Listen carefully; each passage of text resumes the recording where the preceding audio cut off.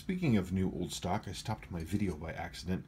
So, this rotating ring, in order to get this thing off, it requires not just a special tool. I can't just use a case knife on this thing and pop it off. It's incredibly tight on there. And because of the PVD coating, there's like a 4-jaw remover that I could get relatively inexpensively. It has these 4 blades that come in and go boop, and it pops it off. But they're metal. And so if I used it on this thing, it would grind the PVD coating off, which is just terrible. So you have to get this Bergeron tool, which has nylon jaw. A nylon, it's like a big C with like a wedge blade that runs around the inside, and you have to put it around this, and you clunk, and it pops it off. It's a very simple tool, but it's made of nylon with these specific dies, and it's like 600 pounds. It's ridiculous. If it was something that Seiko used more often, I would definitely consider getting one to help you out and to do this swap for you. But I can't justify because Seiko almost never uses that, and I am sorry. I mean, because I tried to remove my bezel and I put a big honking scratch on it, and it's just not worth it.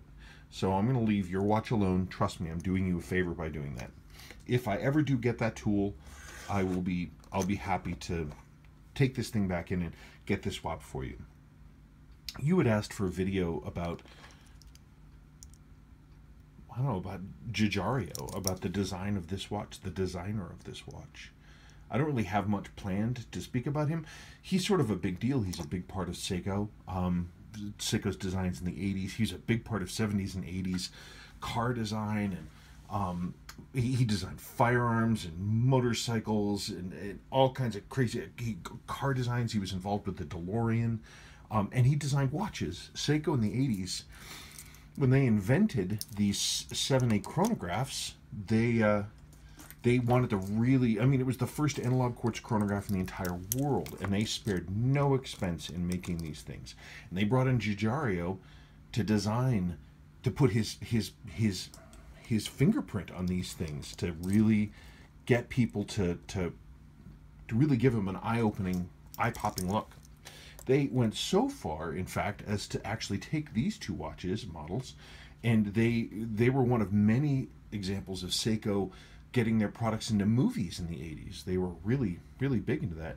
And you see here, there's Ellen Ripley. There's a little action figure of Ellen Ripley, and she's wearing her, there it is, she's wearing her Seiko 7828 right there, though she's wearing it upside down. I don't know why. Upside down on her wrist. I don't think that's really going to help her, but, you know, escape the alien queen. But there it is. There's her Seiko 7828. So Seiko was able to get their product in all kinds of crazy movies, and of course, Aliens was a huge thing. I saw it in the theater, but I didn't realize at the time about the Seikos. I didn't really think about them. They were just futuristic watches, but there were 4 Seikos in Aliens. This was what the Colonial Marines wore. This I'm very proud of. This was Burke's watch. And for a long time, nobody knew what watch he had. It was a collector in England did a lot of the footwork for figuring that out, and he and I then later worked together to actually nail down the actual model. This was Burke's watch. It's a H556 5050, I believe. I should look that up. Hey, look at that! My memory's good. H556 5050. These are hard to find. They don't come up very often. But this is Bishop's watch, the android's watch. This is Ripley's watch. That's an actual Ripley. This is called a Black Ripley.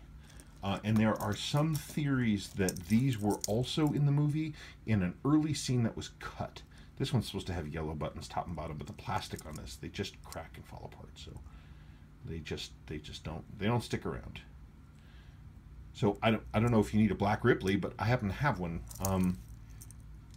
It's not one that I wear, but it is fully serviced, and it's got a new crystal and everything. So I don't know, Sid, if you wanted a Black Ripley, I can provide one for you. But as far as I know, I'm the only person I know of who has all of the Aliens watches. So your 7828, your 7838 was a very high-end member of this Giugiaro family. He really did some amazing work, and I think this is just a stunning watch. Anyway, Giorgetto Giugiaro. He was pretty cool. Anyway, I'll stitch these two videos together for you. I didn't mean to stop halfway through, but that's the way it went. Anyway, the rest of your stuff is ready to go. I'll put all this stuff away. There are your parts. There's this. There's that. There's your bracelet. There's your 6306. There's your 7838. There we go. So let's get this stuff back to you. How about that? Okay. Thanks, Sid. Bye-bye.